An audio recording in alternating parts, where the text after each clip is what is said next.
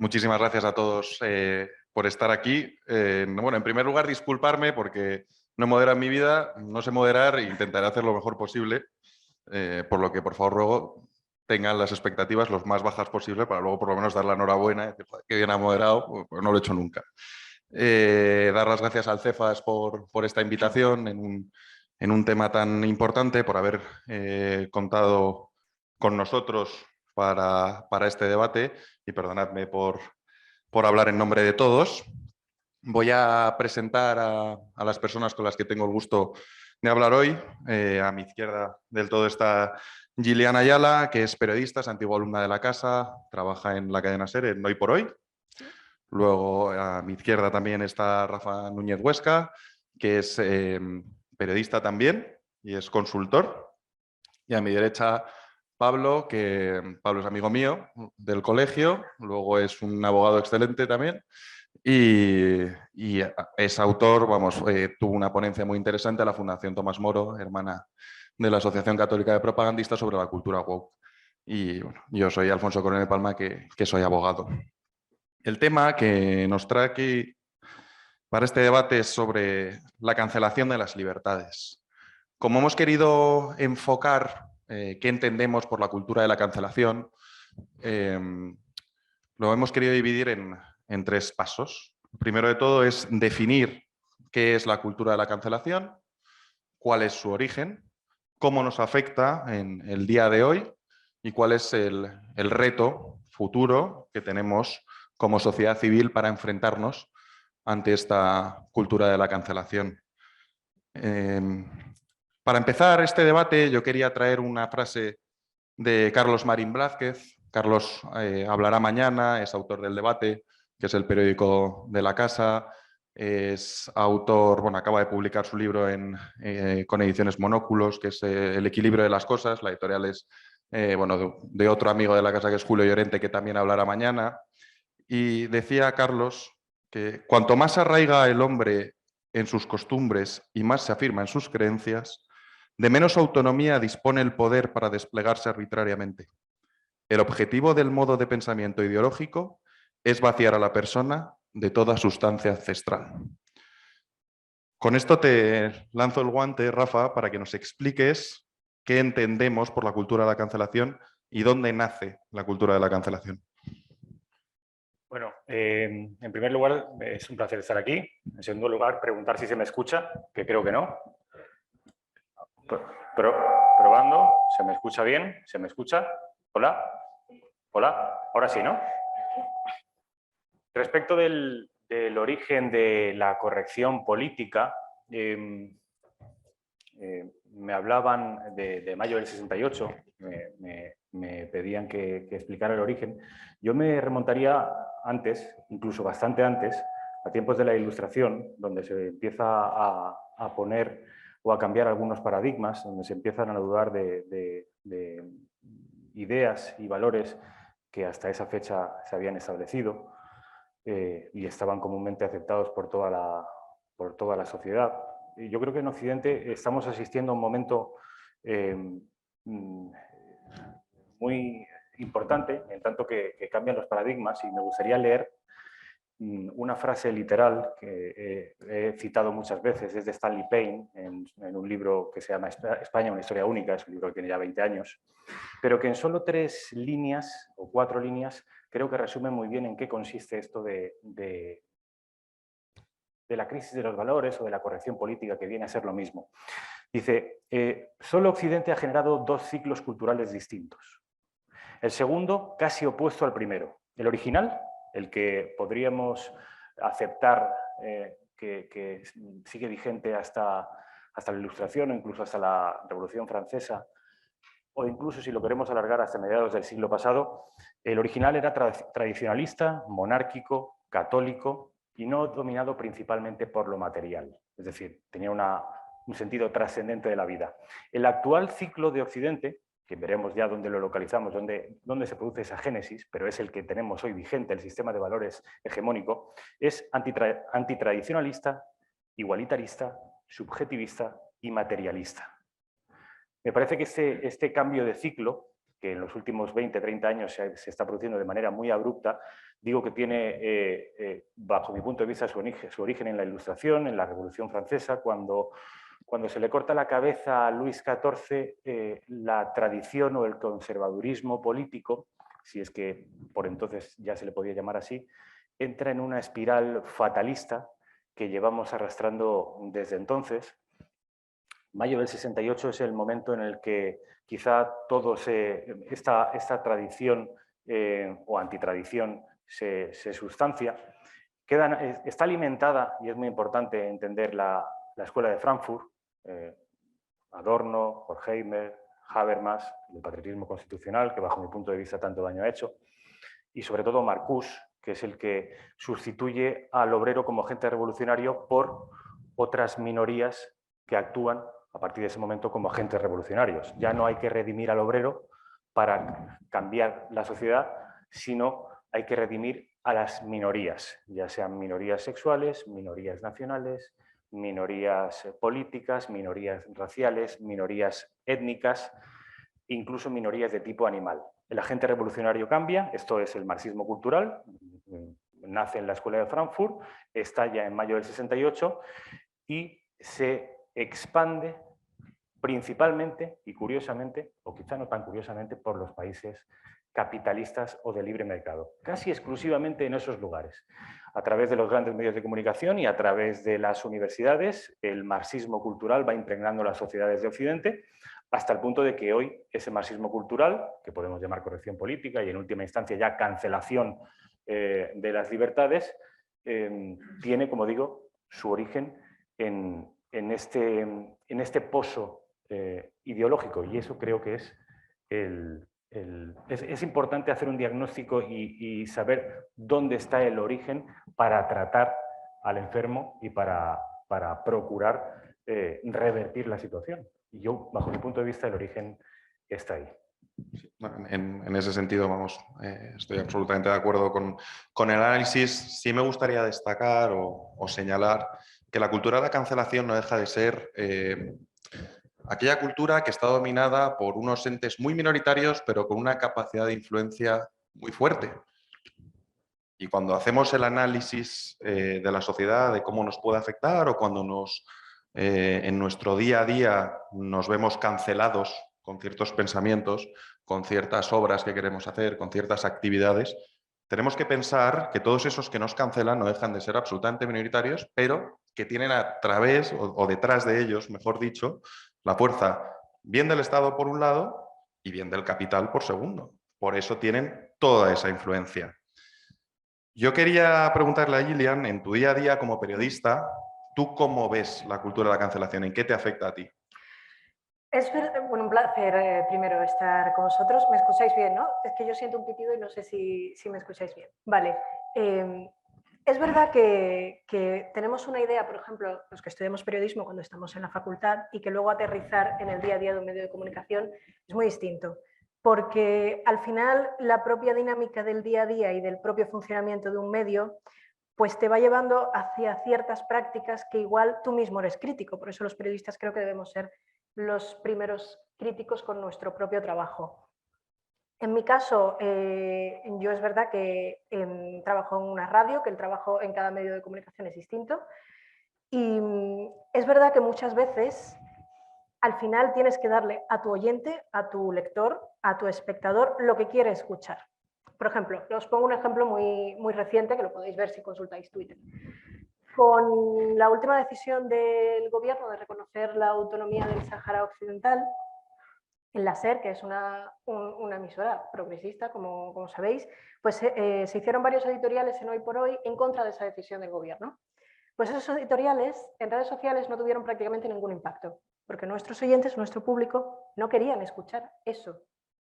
Pero aún así había que hacerlo, porque esa era la opinión en ese momento, la línea editorial de la casa, y se iba a seguir adelante. Era la opinión, en este caso, de la directora de Hoy por Hoy.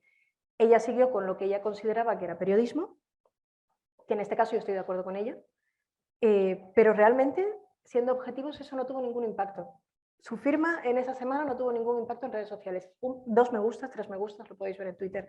Entonces, al final te quedas en la disyuntiva de ¿qué hacemos? Y lo peor que yo creo, más allá de lo que podemos hacer en los medios de comunicación, lo peor que yo veo con todo lo que implica la cancelación es que nosotros nos autocensuremos. Que lleguemos a ese punto en el que no digamos lo que creemos o realmente lo que queremos decir en un momento determinado por miedo a que nos señalen.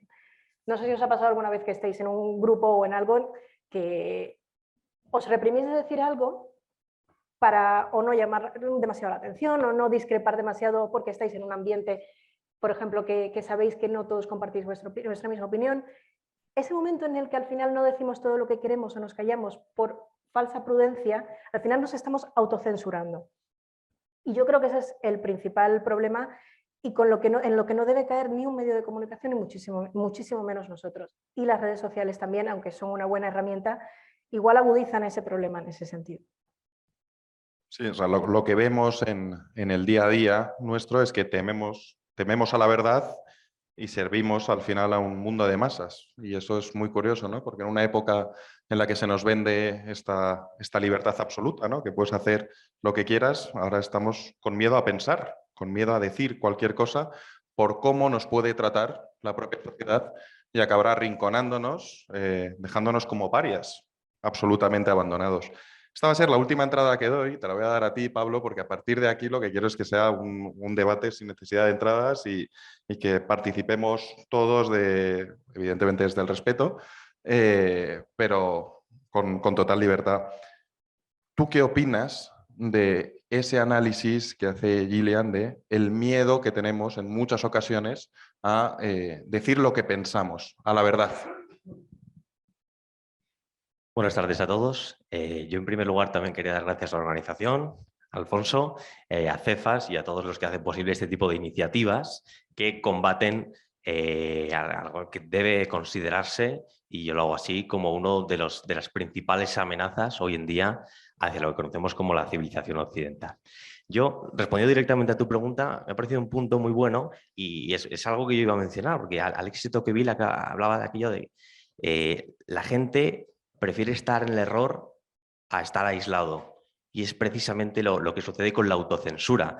La gente prefiere permanecer en el error, ya sea por acción o por omisión, a exponerse a una crítica. Y lo hacía para justificar que nadie defendiera la Iglesia, o prácticamente nadie, en Francia a finales del siglo XVIII. Y luego, íntimamente relacionado con lo que decía Rafa, que me parece también un análisis muy certero del origen de lo que podemos denominar cultura de la cancelación, concretamente Marcuse.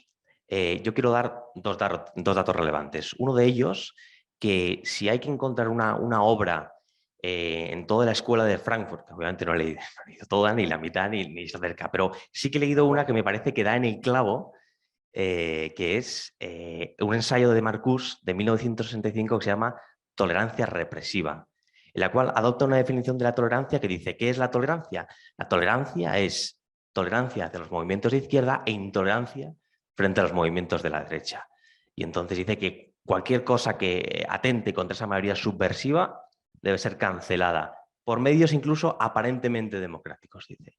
Y luego señalar también, a raíz de que eso, que estamos, el marxismo cultural, ¿cómo se infiltra en las universidades? Pues Marcuse fue profesor en Harvard, en Columbia y en la Universidad de California. Entonces, lo que decía Rafa, dice, curiosamente o no tan curiosamente, se implantó en los sistemas capitalistas y concretamente en Estados Unidos. ¿Por qué? Porque muchos de los alumnos de Marcuse son hoy en día profesores de esas mismas facultades.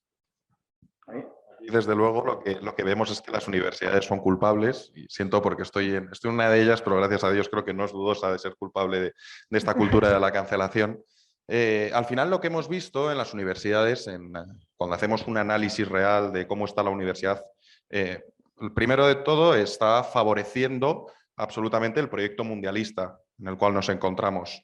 Hay una ofensiva brutal de la universidad para reducir cualquier último signo de cultura, de pueblo, de nación, de identidad sexual. La casa del saber ha desaparecido. Ahora es la casa del miedo. Y cómo funciona es con represalias. Represalias contra alumnos, contra profesores.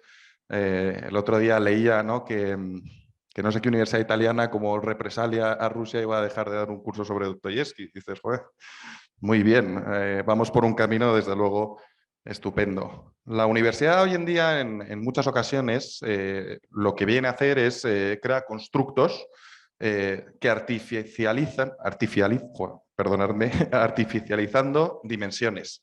Es decir, que todo aquello que hemos concebido y ha concebido el hombre como real, ahora pasa a un plano absolutamente subjetivo en el que puede ser real o puede no ser real, dependiendo de cómo lo veamos. Y es como nos vemos hoy, en un mundo en el que, como decíamos, tememos a la verdad, tememos a ser absolutamente desplazados. La idea que decías a mí me recuerda mucho, ¿no?, al famoso meme de Twitter del tema de Popper, ¿no?, de que hay que ser intolerante con el intolerante, que no hay un tonto que no lo haya compartido, ¿no? Que nadie, pues, principalmente, pues ninguno ha leído a Popper. Y constantemente, ¿no? Hay que ser intolerante con intolerante. Entonces yo no puedo tolerar.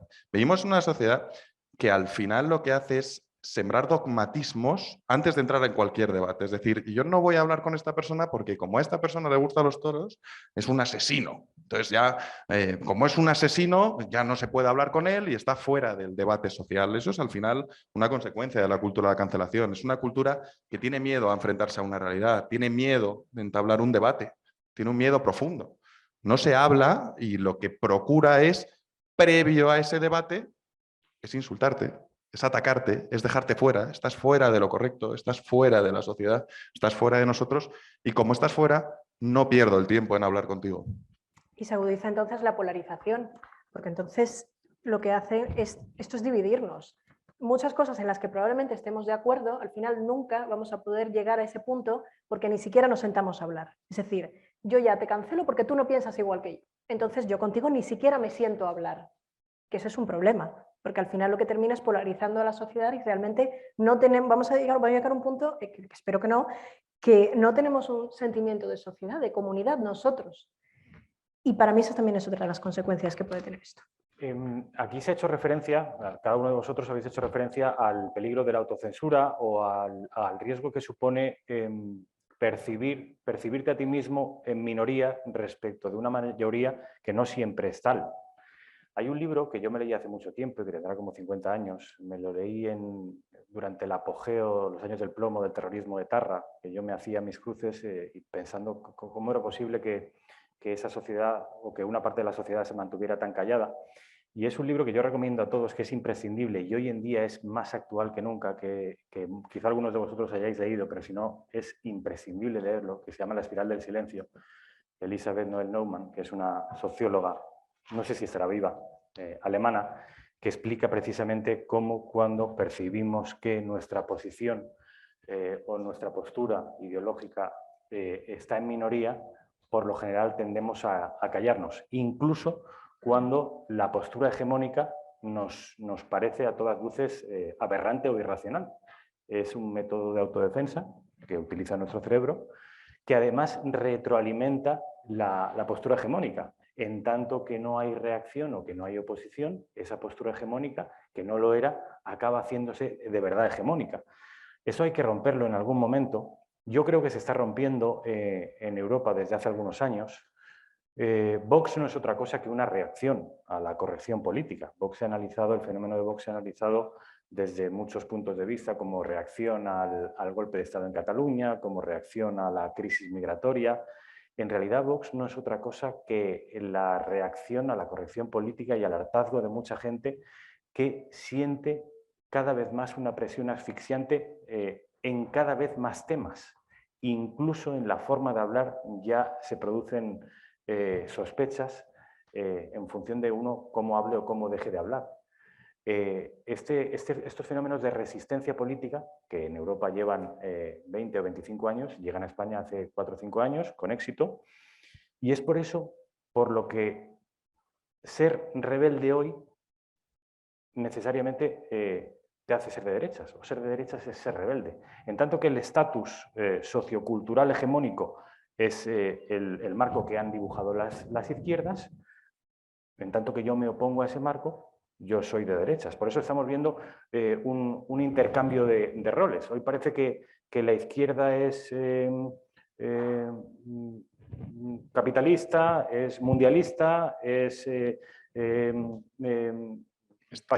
todo menos izquierda. Del libre comercio, y parece que la derecha se repliega, es soberanista, es obrerista. Es decir, estamos en un momento absolutamente líquido en el que estamos asistiendo, por suerte o por desgracia, a mí me gustaría mirarlo comiendo palomitas y que no me afectara en tanto que español, pero estamos viendo cómo se están intercambiando los roles y a mí me parece interesantísimo, aunque puede ser dramático, porque en este proceso de transición, donde aún no acaba de morir lo viejo, pero no acaba de nacer lo nuevo, es donde se producen las grandes convulsiones. Y además de todo esto tenemos un escenario internacional absolutamente explosivo, que también responde a esta crisis de valores o a esta confusión de valores.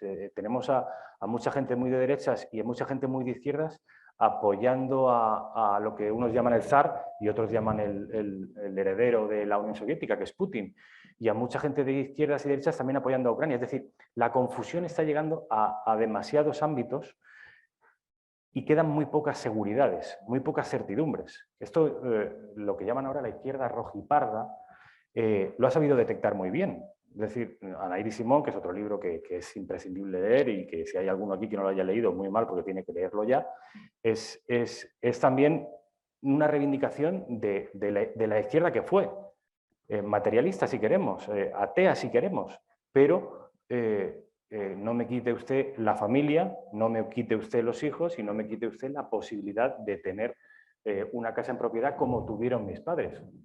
Sí, ahí, hombre, lo que hemos visto es, hablando de sociedades líquidas, son sociedades donde ha habido una deconstrucción antropológica brutal. O sea, vivimos en unos momentos donde no se hablan de principios básicos del hombre. O sea, el concepto de familia ha desaparecido.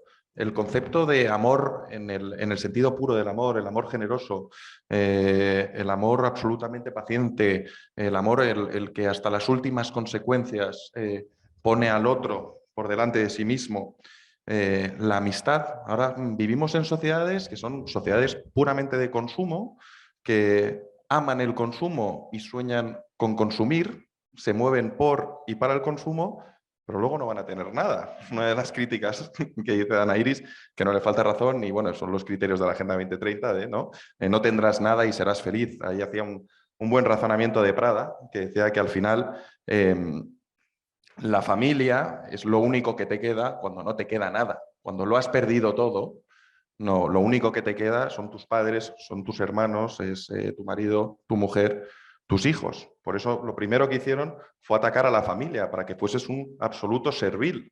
Y resulta que la izquierda le discute, para mí, con mucha fortuna, el valor de la familia a la derecha. La izquierda le dice, oiga, ¿cómo que la familia es de derechas? Yo sé que hay una parte muy importante de la izquierda, sobre todo del establishment de izquierda, que te dice no tengas hijos porque vas a acabar de destruir el planeta, no tengas familia, la familia es un constructo heteropatriarcal, pero hay una izquierda, afortunadamente, que está despertando y dice, oiga, que no me lo creo, que porque yo tenga 4 o 5 hijos no necesariamente tengo que ser del Opus Dei. Puedo ser una familia humilde de un pueblo de La Mancha que necesite y quiera del amor de mis hijos. Me parece revolucionario y me parece una izquierda que está despertando, que cada vez tiene mayor predicamento, que sus altavoces cada vez son más potentes y ojo al recorrido que pueda tener esa izquierda, porque yo sé que una parte de esa izquierda está yendo a Vox. El discurso de Vox cada vez es más obrerista, más transversal en ese sentido, es un voto muy elástico, pero vamos a ver si no aparece una izquierda jacobina con perspectivas electorales, porque la izquierda se está rompiendo entre la izquierda urbanita de las élites de California y todo lo que se ha desprendido de ella, y la izquierda que fue y que está despertando. O sea, yo aquí creo que, si bien es cierto que ahora estamos viendo, digamos, las consecuencias más nocivas de todas estas ideas que se han ido fraguando a lo largo de los últimos años, yo creo que la idea de la destrucción de la familia siempre ha estado latente en la izquierda. Ya estaba en Engels, ya estaba en Marcuse, cuando en su libro Eros y la civilización, que decía eso, la familia es un constructo heteropatriarcal para oprimir a las mujeres. Simone de Beauvoir, que es el máximo exponente del feminismo, llega a decir que la mujer no será libre hasta que no se libere de sus hijos y que la familia es una institución que debe ser abolida. Entonces, yo creo que digamos, la deriva de la izquierda posmoderna es tan negativa que nos hace añorar tiempos de una izquierda, pero que era igualmente maligna. Lo que pasa es que no se traducía en unas consecuencias o no había tenido la influencia que tiene hoy en día.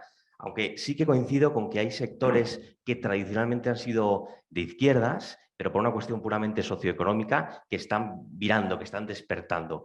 Y luego, en relación a lo que le decía Gillian, de que polariza y evita o dificulta los acuerdos, no solo que, en mi opinión, los dificulte, es que los imposibilita, porque desde el momento en que, en la línea con los posmodernistas franceses, tú has mencionado el concepto de deconstrucción, deconstruyen todas las nociones universales que fundamentaban la cultura occidental, niegan la posibilidad de que exista una verdad universal. Entonces le dan la vuelta a Juan 8:32 y ya no es la verdad os hará libres. Ya no es ni siquiera aquella ida de olla que dijeron de que la libertad os hará verdaderos. Es que solo mediante la renuncia a la verdad podréis ser libres, porque cada uno tiene su verdad particular. Y en el momento que cada uno tiene su verdad particular, no se puede llegar a un acuerdo sobre nada. Es así. Yo, escuchando también lo que estabais hablando de la familia y ha salido también el feminismo, hay una idea base que yo creo que es lo que también sustenta todo lo que está en torno a la cultura de la cancelación, y es que se da por hecho una premisa que es falsa, y es que las relaciones sociales se basan en una relación de poder de uno por encima del otro que hay que subsanar. Y eso en Estados Unidos lo veíamos con el racismo, y en España yo creo que lo vemos más con el feminismo que con el racismo. Y es que en principio es falso. Entonces, se va a defender una idea que es falsa en primera instancia, pero entonces si tú quieres ir en contra de esa idea y argumentarla, no se te escucha o tienes miedo a dar ese paso y hacerlo. Entonces entramos en una burbuja de no sé qué hacer, no digo nada, al final me quedo callado y no hago nada.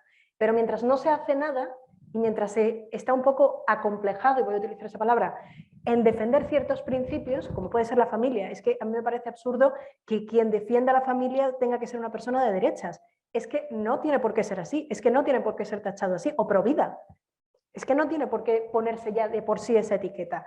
Entonces son etiquetas que se van poniendo y que a veces, es verdad, yo creo que ahora un poco menos, pero es una cosa que he dicho varias veces, la derecha en España me parece que se ha sentido o ha estado acomplejada a veces para defender ciertos principios, para dar ciertas batallas culturales en ciertos puntos. Pero esa derecha yo ya no creo que sea solo en España, sino ha pasado en el resto del mundo. Es decir, a través de mayo del 68 se ve perfectamente cómo aquí lo que hay es un pacto, ¿no? Es decir, la izquierda es esa izquierda de progreso, que es todo menos izquierda, o sea, es este marxismo cultural y tal, que traiciona al obrero y traiciona cualquier tipo de lucha real por cogerse estas 4 mentiras, porque vamos a hablar de que son mentiras.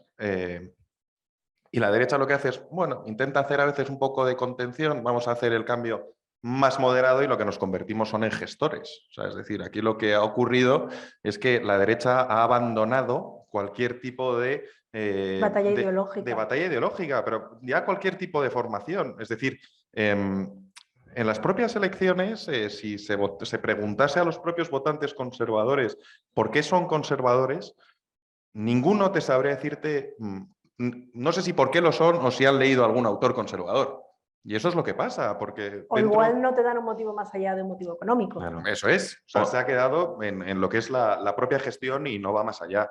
Y con respecto de la cultura de la cancelación, ese es el problema, que se han establecido 2 bandos, ¿no? Un bando que es el bien, aquel que abraza el feminismo, el homosexualismo, el ecologismo, todos los ismos habidos y por haber y demás, y el otro que son los parias de la sociedad, aquellos que no tienen cabida en este mundo y que si por de alguno fuera vendrían aquí, ¿no?, a detenernos a los que estamos hablando y a los que están presentes. Así es, pero yo quiero incidir en esa idea hasta el punto de que hay esta división tradicional entre conservadores y progresistas, ¿no?, que se ha venido extendiendo estos días.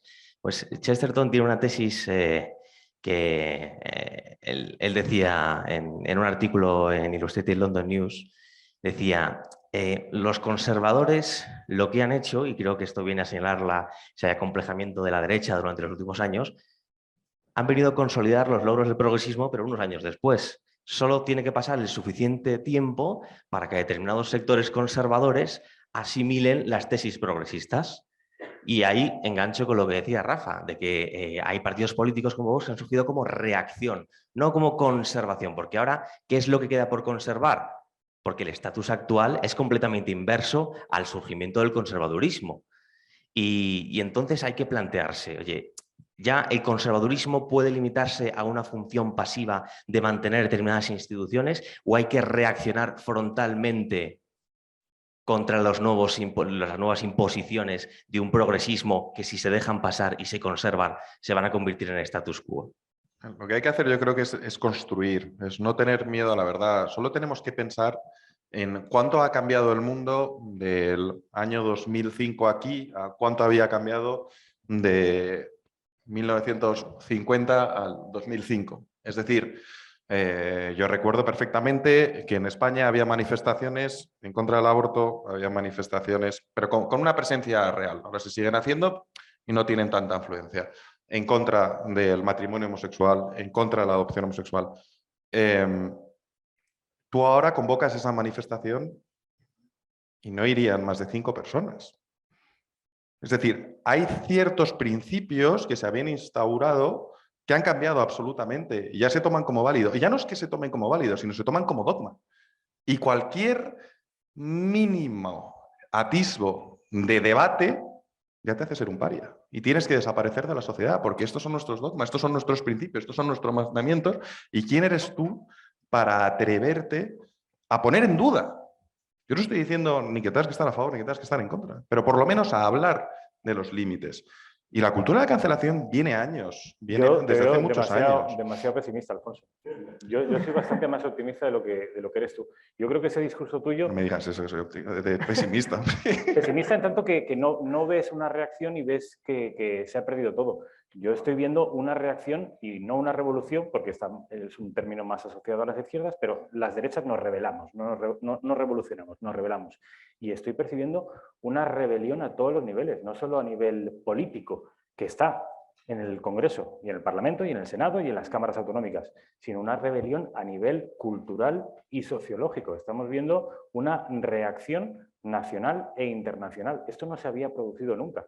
La sociedad ha estallado y está rearmándose desde un punto de vista intelectual y sociológico por primera vez y de una manera desacomplejada. Y respecto de la teoría de la cancelación, que estamos hablando mucho de la cancelación, a mí me gustaría poner un ejemplo muy concreto que quizá pueda servir. Nunca se sabe cuando uno hace una reflexión en un auditorio si eso puede llegar a circular, pero cuando os hablen o escuchéis la cancelación, ¿qué es la cancelación?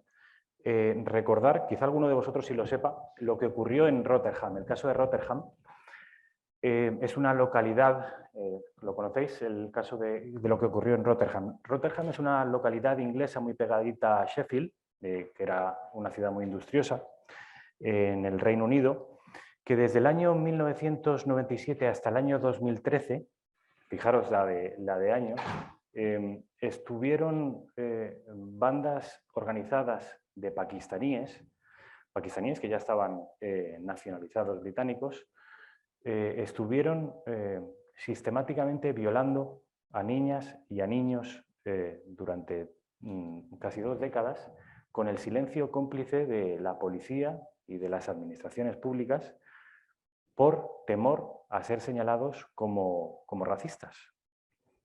Fueron casi 1.400 víctimas.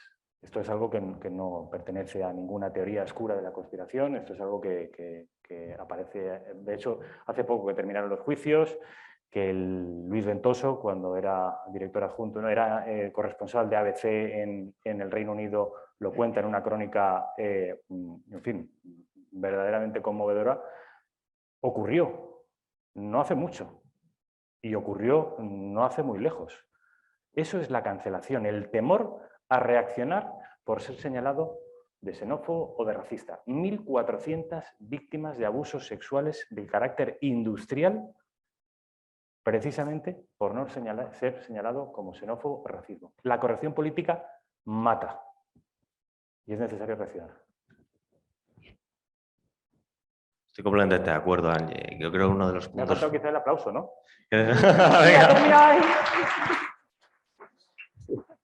Sí, sí. Me has dicho que soy pesimista, estoy picado. Ya no aplaude nada, no va a aplaudir a nada más. Bueno, yo creo, Alfonso, que este mismo evento, ¿no? Seríamos más de 5 en una manifestación por cualquiera de esas causas que estamos defendiendo aquí. Es más, si no me equivoco, Mike Pence, no sé si es el primero de la historia, pero fue, desde luego, el primer vicepresidente en muchos años en acudir a una manifestación por la vida en Estados Unidos.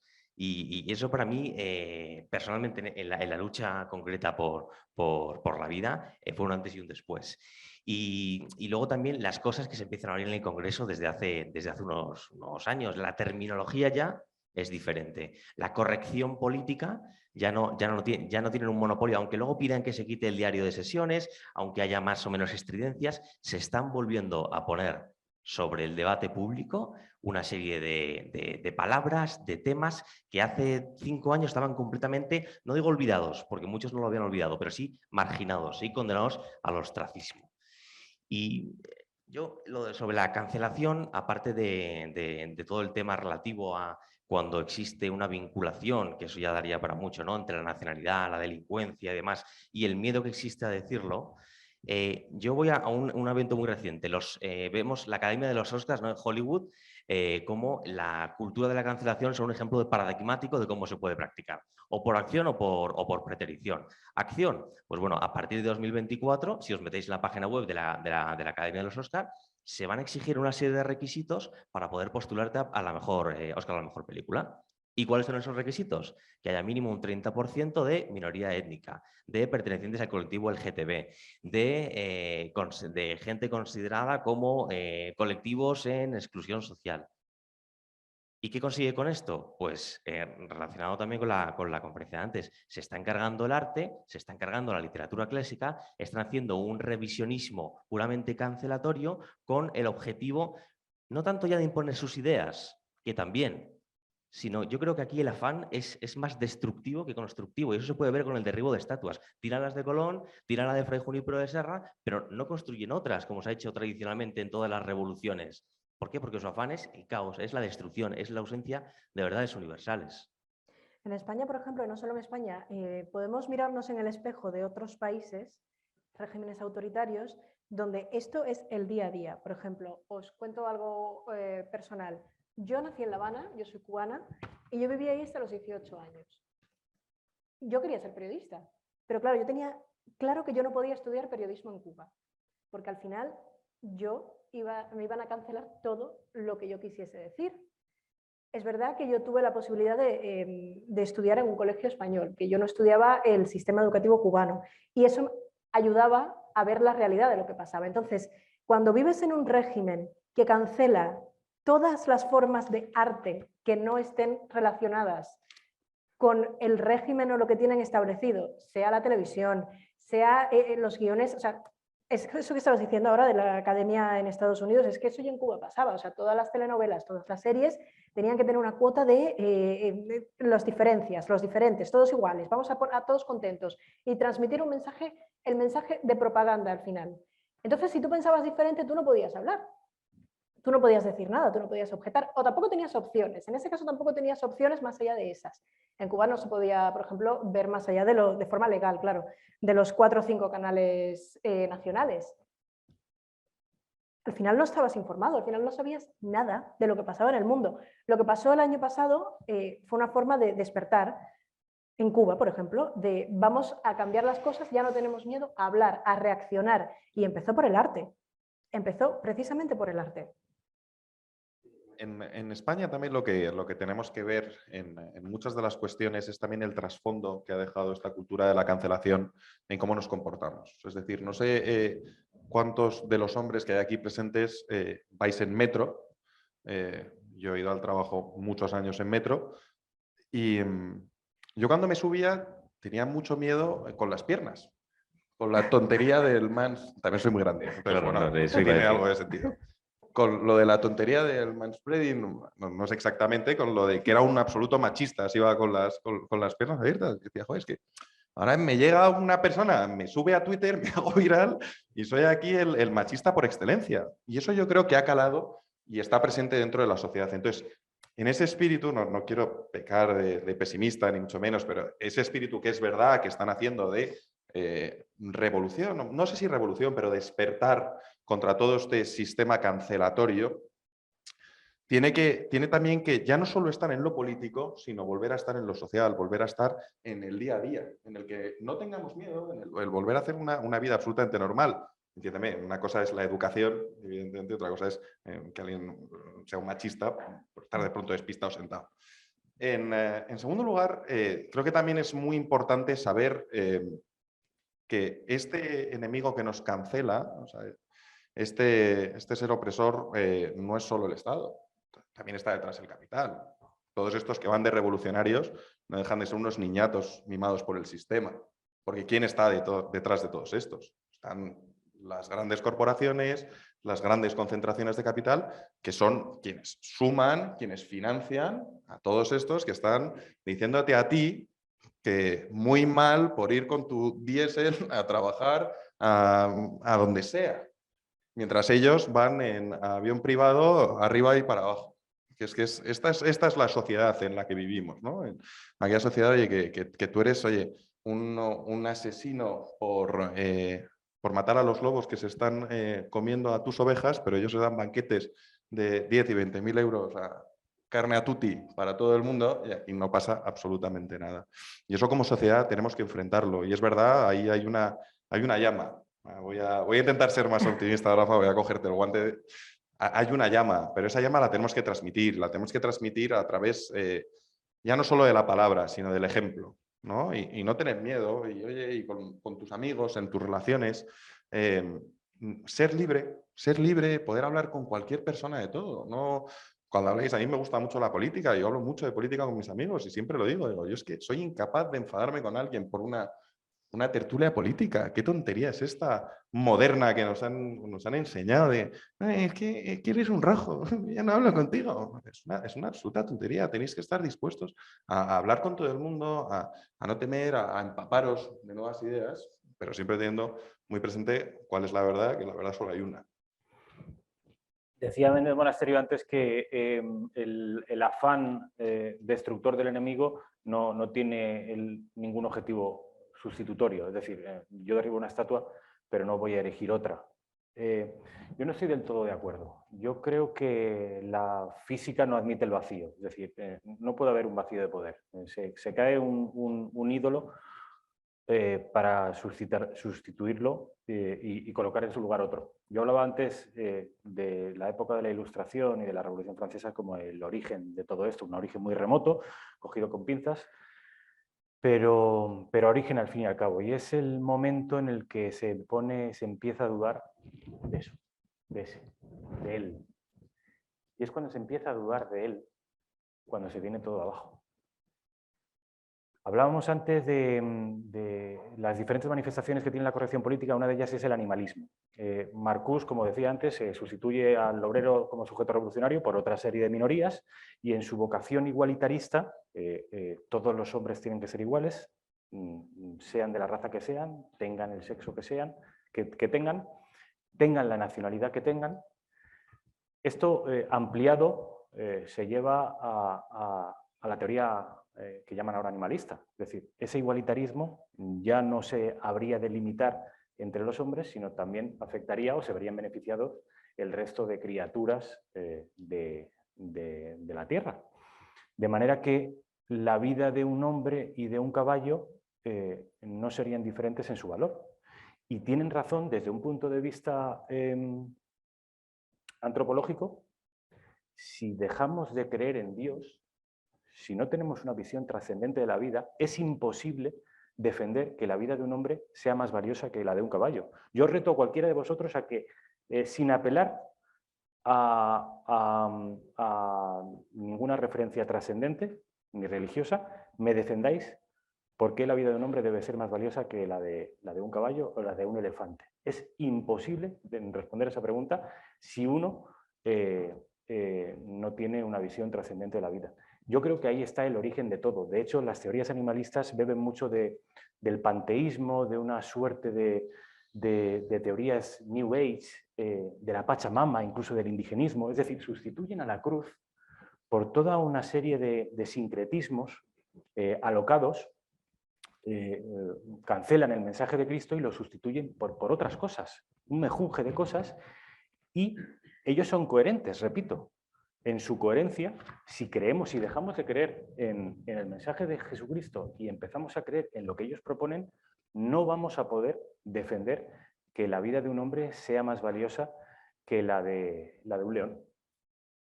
Te voy a coger el guante, pero para abrir el turno de preguntas, para quien quiera participar y quien quiera rebatir a Rafa es libre. Con total Yo libertad. lanzo un reto. Que alguien, Por eso, Solo Rafa. has visto que un segundo he abierto el micrófono. si alguien es capaz de defender que la vida de un hombre es más valiosa que la de un león o la de un elefante, sin apelar a criterios teológicos, me rindo. También puedes preguntar cualquier otra cosa, ¿eh? O sea, no tiene por qué ser solo esto.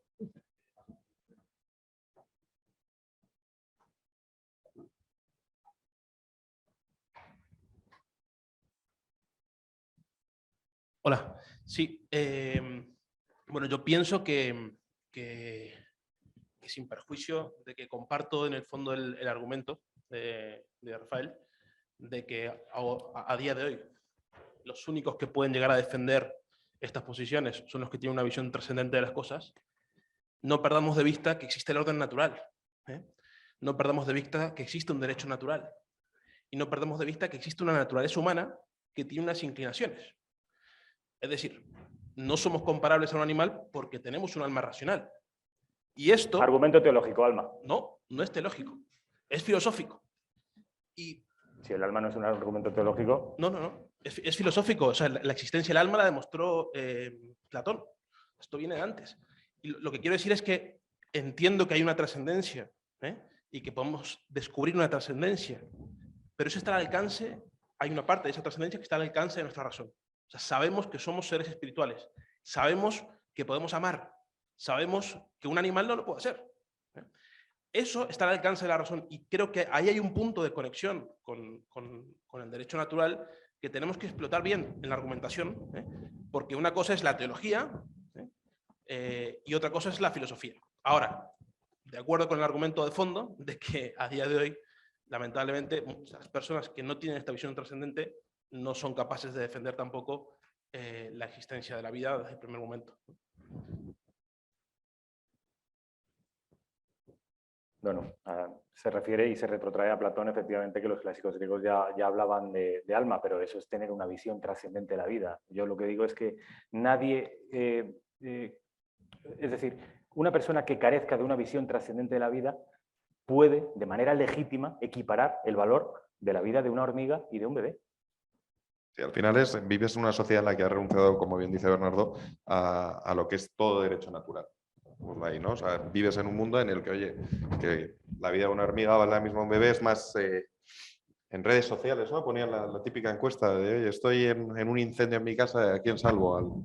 ¿Al bebé de mi vecino o a mi gato?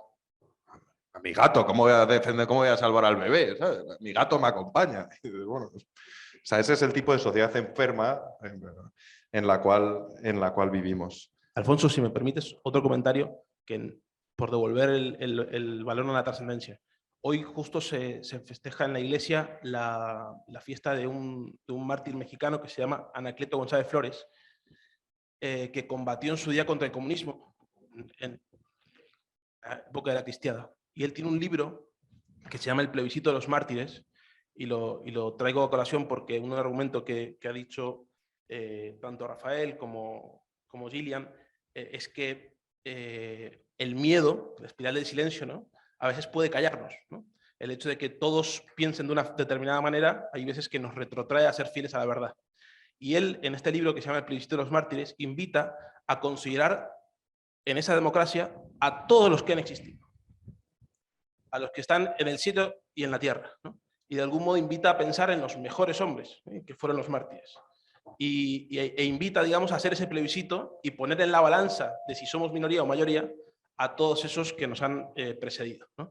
Y es interesante porque desde ese punto de vista psicológicamente quiere romper con ese miedo, digamos, que hay veces que paraliza, ¿no? Oye, pensar que no estamos solos, aunque los parezcamos, ¿no? Sí. Bueno, yo creo que intenta ver si el micrófono no.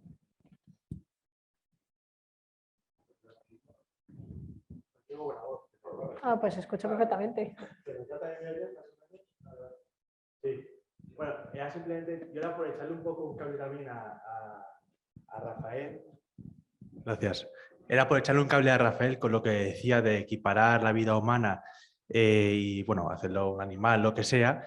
Y yo es que coincido 100% con lo que él le decía y es un poco también para rebatir a lo mejor lo que hayas podido compartir, que si bien es interesante, yo creo que al final también lo que hace el cristianismo, o sea, el catolicismo, lo que hace Cristo cuando llega, ¿no?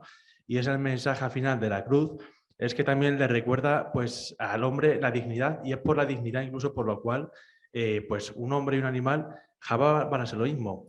Y este mensaje de dignidad es lo que antes de Cristo no se tenía en cuenta y hacía posible que una ciudad hubiese ciudadanos que a pesar de ser personas todos con alma, unos pues no fuesen considerados de la polis y otros sí, o que después en Roma, por ejemplo, hubiese patronos, bueno, patricios, y después siervos y, bueno, gladiadores, en fin, todo, ¿no? Que era gente que, sí, bueno, tú eres tal, tienes alma, pero tú no eres parte de nosotros. Sin embargo, el cristianismo trae a valor algo que es la dignidad humana, ¿no? Y al final la dignidad del hombre, que de hecho es lo que hace que también Jesús al final pues sea crucificado, ¿no? Y dice, no somos un pueblo elegido. Esto va, el pueblo se elige realmente según seas, bueno, pues quieras seguir la fe, ¿no? Entonces, simplemente para echar un poco también un cable a Rafael con lo que él dice, que no es posible, pues bueno, defender que el hombre está por encima de los animales y demás, si no es considerando la visión católica, en tanto que el catolicismo nos recuerda sobre todo la dignidad que tenemos por ser hombres, ¿no? Y después ya simplemente, ya volviendo un poco ya al tema de derecha e izquierda, a mí es que no me gustan nada las divisiones estas, hablabas de Chesterton y decía, no, es que Chesterton decía, la izquierda y la derecha son las dos caras de una misma moneda. Yo creo que a nosotros nos toca un poco, y lanzo esta reflexión para ver qué pensáis, el papel de ser conservadores cuando hay algo que conservar y de ser destructores o rebeldes o revolucionarios cuando hay algo que merezca la pena pues echar abajo. Gracias. Yo quería decir un breve inciso aquí, hablando ya de lo que ha introducido Rafa. Todo esto del movimiento de la cancelación, al final, yo creo que se incluye de otro movimiento más grande que se denomina con anglicismo, que es el movimiento woke, que muchos habréis oído hablar, y que se caracteriza precisamente por una cosa, que es negar la posibilidad de redención. O sea, admite, recoge y lo postula como uno de sus máximos principios la noción de pecado, más influenciada por el luteranismo y el protestantismo. Pecado se convierte en un pecado de orden religioso y de orden social y político, pero el pecador, una vez comete ese error, es desterrado y no tiene posibilidad ni de perdón ni de redención. Y la cultura de cancelación también está muy relacionada con eso. No hay nada más que ver todas aquellas personalidades públicas que después de un comentario más o menos afortunado, muchas veces más afortunado que desafortunado, han desaparecido de la vida pública o se han visto obligados a pedir perdón, incluso dentro de sus propios partidarios. Todos conoceréis aquí el caso de Rowling, feminista acérrima, cuando al constatar una evidencia biológica incontestable de que uno nace hombre o nace mujer por su sexo biológico, se le echaron encima y le llamaron de todo los de su propio bando. Entonces, eso también es cultura de cancelación, negar la noción de redención y que está íntimamente relacionado, que es porque niegas la noción del cristianismo, del catolicismo y de Jesucristo.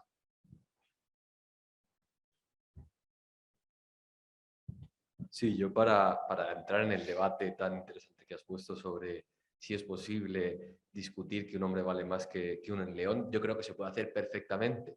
En primer punto, me gustaría echarle un cable también a mi compañero y decir que el concepto alma no tiene que ver con un concepto trascendental, sino que los antiguos griegos lo asocian a la causa o el origen del movimiento. Entonces se puede defender perfectamente que el alma es el origen del movimiento, pero no tiene nada que ver con el alma cristiana.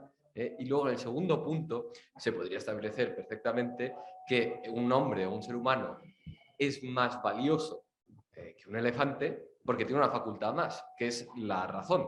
Y si quieres añadir otra facultad más, es la capacidad de vivir en una comunidad política. Por lo tanto, ya hay dos facultades que tiene el ser humano que no puede tener un animal. Y por lo tanto, consideramos que el valor de un ser humano es mayor que el de cualquier otro animal con motivos puramente lógicos, sin entrar en... Un ser humano puede arrastrar en una jornada de trabajo 150 kilos. Un elefante podría arrastrar 7.500 kilos.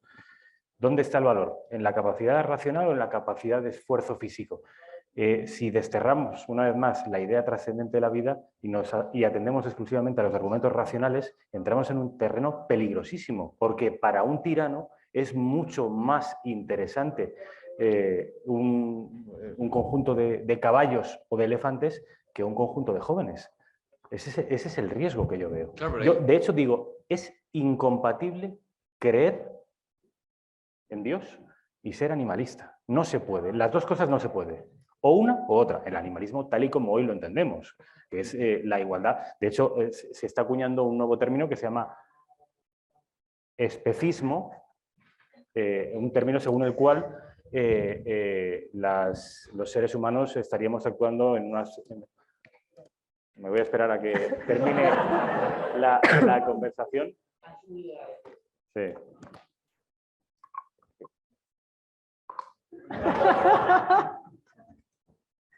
Digo que el equivalente a racismo, ahora los animalistas han acuñado un término que se llama especismo, un término según el cual en el momento que un ser humano discrimina a un animal, sea este el que sea, está incurriendo en un pecado desde un punto de vista laico, en un pecado de especismo. Y en tanto que estamos todos en el mismo plano de valores, también es legítimo y es coherente con su punto de vista. Si es que son absolutamente coherentes. En el momento que la cruz se cae abajo, todo vale. Ya solo atendemos a criterios racionales o de esfuerzo físico. Y recordemos que los criterios racionales, llevados al extremo, tienen muy mala prensa la emoción y muy buena prensa la razón. Hay que recordar que la razón llevada al extremo es partidaria de aniquilar a las personas con discapacidad o a las personas que no valen. Eso es el racionalismo llevado al extremo. Solo la cruz es... solo bajo la cruz podemos cobijarnos de las penurias del ser humano. Por eso, acudir a argumentos racionales para defender que la vida de un ser humano es más valiosa que la de un animal, abre una puerta peligrosísima en la que los seres humanos podemos acabar completamente erradicados. Vamos, es mi punto de vista, pero no hablo a... Me vais a perdonar, pero así me toca ser moderador. Y sé que es un debate muy interesante, pero tenemos que seguir con las preguntas y más sobre el propio tema. Perdona, sí. Bueno, yo quería, por un lado, primero hacer una pequeña enmienda a lo de... Se ha dicho antes de cuando se derriba una estatua no se ha construido. Creo que no es cierto. Es decir, lo que pasa es que creo que hoy día muchas veces cometemos el error de limitar la acción política o la acción cultural al espacio físico. Hoy día existe el espacio virtual y cada vez tiene más pujanza. O sea, hoy día no se han elevado estatuas, no se han elevado ídolos seculares a nivel estatua, pero yo he visto el fenómeno George Floyd, ¿qué es? Sino la elevación de un mito y de un ídolo. Greta Thunberg, ¿qué es? Es la elevación. Yo he visto dibujos de Greta Thunberg con una aureola detrás. Y esto quizá entronca un poco con lo que yo quería decir, que quizá, y creo que lo habéis tocado de una manera tangencial, pero ha ido apareciendo de distintas maneras a lo largo del debate, que quizá orientar lo que estamos viendo hoy desde una lucha política es muy limitado y es más completo, le da más plenitud orientarlo desde una lucha religiosa. Es decir, estamos viviendo dentro de la lucha de una religión trascendental frente a una religión, como llamó Benedicto XVI, una religión secular. Es decir, estamos viviendo como un proceso en el que se está intentando erigir una religión con componentes de animistas o kármicos o como quieras llamarlo, frente a la religión tradicional que es el cristianismo. Entonces, quizá, como decía Rafael Núñez Huesca, nosotros somos defensores del bien, la verdad y la belleza. Quizás deberíamos, o no sé qué opináis, hacer muchísimo más hincapié en la belleza que en el bien y la verdad, desde el punto de vista de que la belleza entronca mucho más con la emotividad. Y, por ejemplo, yo, por mi experiencia, es decir, funciona mucho más para rechazar el aborto, por ejemplo, que se ha tocado, el enseñar lo que se hace que a explicarlo o dar argumentos hiperracionales, hiperbuenos de cómo funciona. Es decir, el apelar más a la emotividad de la persona, yo creo que es un camino que es mucho más seguro, por mucho que pueda parecer contraintuitivo, que quizá el quedarnos aquí debatiendo sobre el sexo de los ángeles, que muchas veces sí. parece que... Yo te voy a responder en ese sentido. O sea, yo creo que en los grandes debates llevamos perdiendo todos porque hemos planteado todos mal. O sea, llevamos diciendo lo mismo durante 20 años y no hemos tenido ningún tipo de efecto. Entonces, yo ahí estoy de acuerdo, en el que creo que tenemos que dar un paso más y tenemos que pensar cómo volvemos a plantear el debate. A lo mejor ya la cuestión del aborto no hay que plantearla como, oye, a los 3 semanas, 4 semanas ya hay un latido, sino tenemos que empezar a hacer transmitir a la sociedad lo que es ser madre. Pero yo creo que lo que es ser padre también. Eso también debe ir en cada debate. Por ejemplo, yo no creo que debamos afrontar todos los debates esforzándonos más en la emotividad. Yo creo que depende mucho del tema.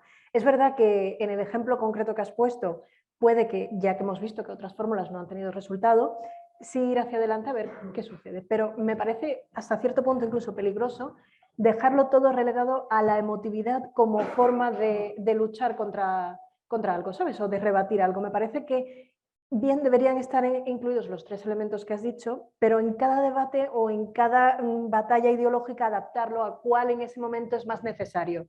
No relegarlo todo a uno y mucho menos a algo así tan concreto. Pero en el caso que has puesto el ejemplo, estoy de acuerdo. Completamente de acuerdo. Lo único que vamos a pedir es, por favor, si las intervenciones pueden ser más un pelín más cortas, pero porque hay mucha gente, perdonad, y están por atrás que también querían preguntar. Bueno, lo primero, darle las gracias por sus intervenciones. Y nada, yo solo les quería preguntar que, viendo la clara deriva histórica que tenemos, y no hay más que irnos, por ejemplo, al mayo del 68, ¿qué sociedad era en aquel momento? Cuando éramos niños, ¿qué situación había? Mira las manifestaciones que se hicieron en aquel momento contra el aborto y la situación que estamos hoy en día. Si todas estas cosas, cada vez que se da un paso, parece que no se puede retroceder, y hoy que estamos, por ejemplo, con el animalismo tan desarrollado, no va a ser raro de que, por ejemplo, la zoofilia se empiece a ver como una cosa normal y deseable incluso dentro de unos años. Les quería preguntar, ¿ven que vamos a apurar hasta las heces esta copa? ¿Vamos a llegar a las últimas consecuencias o vamos a ser capaces de detenerlo? ¿Y cómo va a ser ese futuro en ambos casos? Alguien es más pesimista que yo. Sí. Yo no voy a responder. Yo creo que la clave está en la educación. Para mí la clave del futuro está en la educación. Era uno de los puntos que vamos a tratar, evidentemente con las preguntas creíamos que iba a salir.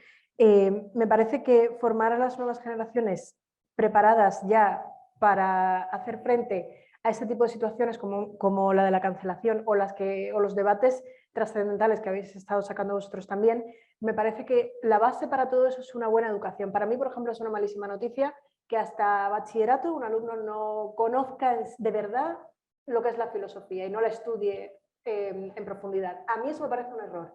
Y creo que el camino debe estar ahí, en la educación. Y yo rápidamente, antes de dar paso a Antonio, que lleva con la mano levantada media hora, quería responder sobre lo que se ha mencionado de las estatuas, muy brevemente. Yo creo que no, los ídolos de como George Floyd y como Greta Thunberg son completamente pasajeros, intrascendentes y nihilistas, son ídolos con pies de barro. Entonces tú mismo lo has dicho, nosotros que tenemos, ¿verdad?, bien y belleza, tenemos las virtudes teologales, tenemos las virtudes cardinales, tenemos sustancia, ellos no tienen nada, es un movimiento decididamente destructor y nihilista, porque lo que construyen es efímero. ¿Cuáles son los postulados de la cultura de la cancelación? Cancelar. No construye, cancela. Y por eso yo creo que, siendo tan nihilista y tan efímero y tan trascendente lo que construye, pasará, y ahí engancho con la otra pregunta. Y ahora, Antonio, a ver, se te va a cansar el brazo.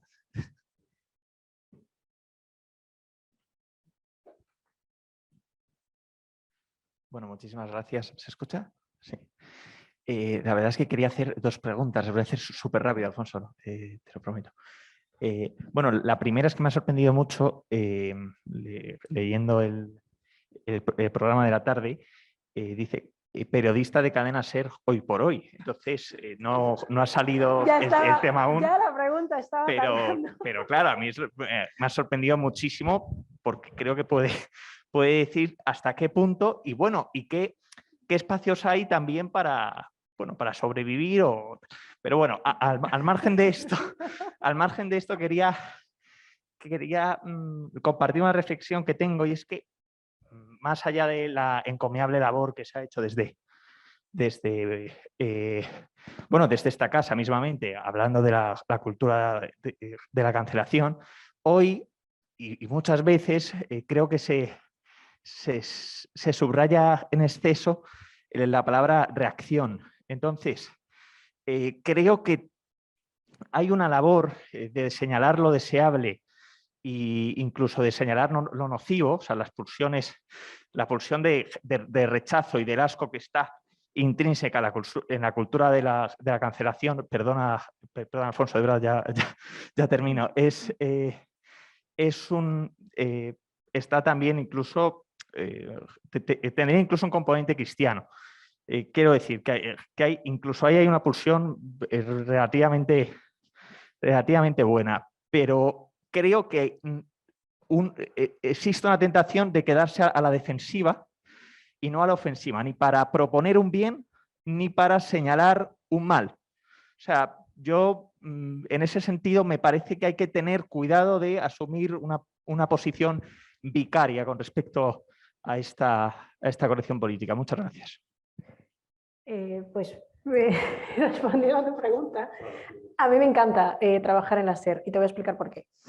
Porque realmente yo ahí me he dado cuenta que es donde estoy sacando la mejor versión de periodismo que estudié. Es decir, yo cada día me esfuerzo para ser lo más objetiva posible en mi trabajo, que yo creo que en mi caso es importante. Y la segunda razón por la que me gusta trabajar ahí es porque me gusta escuchar a los que no piensan igual que yo. Porque realmente, o sea, tienen sus razones y sus motivos para pensar como piensan. Y me gusta escucharlos porque para mí eso es muy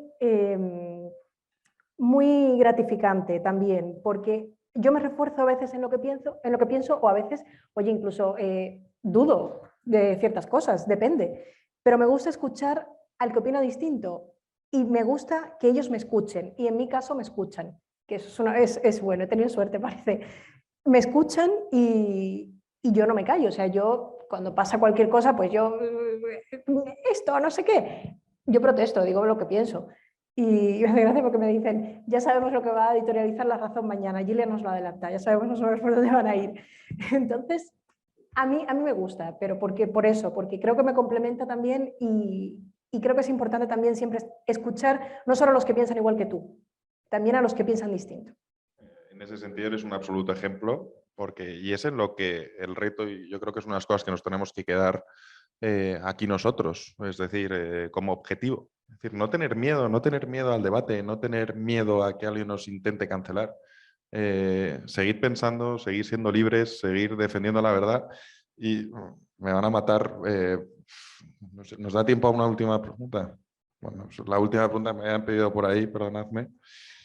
Sé que había gente con la mano levantada y pido perdón de antemano.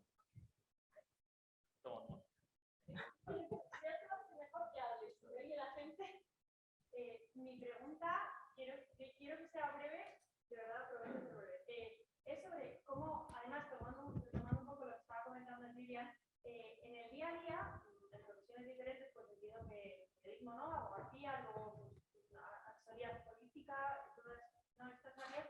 A veces yo también pienso lo mismo, de que no hay que callarse y así en el día a día es como se consigue que poco a poco se te escuche, que te respeten primero también a ti como compañero de trabajo que eres y luego ya te escuchen y vayan penetrando un poco unas ideas diferentes a las que igual han oído pues, toda su vida otras personas. Entonces, la pregunta es cómo, por ejemplo, en la asesoría política, por ejemplo, porque periodismo nos acabas de comentar, ¿no?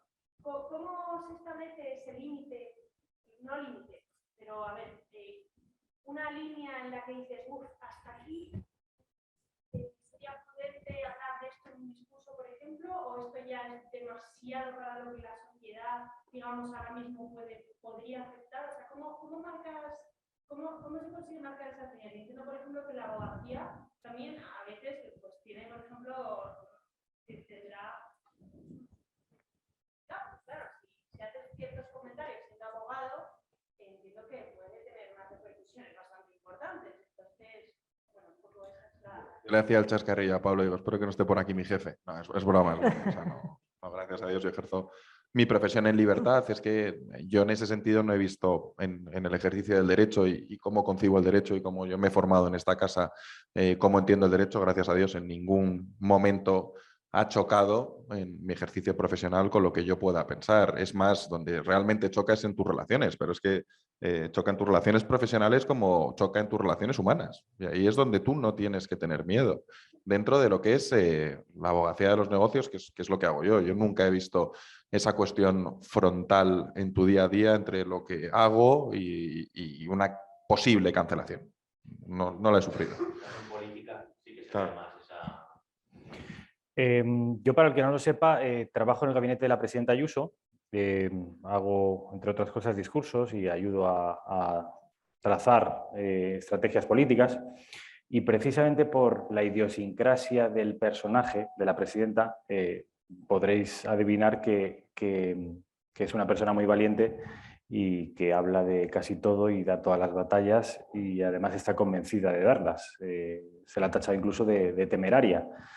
Durante la pandemia fue seguramente la líder política más valiente del mundo. Fue a contracorriente de las políticas sanitarias y económicas del resto del mundo, aún sabiendo que se estaba jugando la carrera política en cada decisión que tomaba, porque iba a contracorriente del resto del mundo. Y sin embargo le salió bien y lo hizo porque creía en lo que estaba haciendo. Yo he presenciado conversaciones en las que se le decía a la presidenta que había que cerrar necesariamente, y la presidenta sacar datos de otras comunidades autónomas diciendo: estos llevan 3 semanas cerrados y están peor que nosotros, no vamos a cerrar.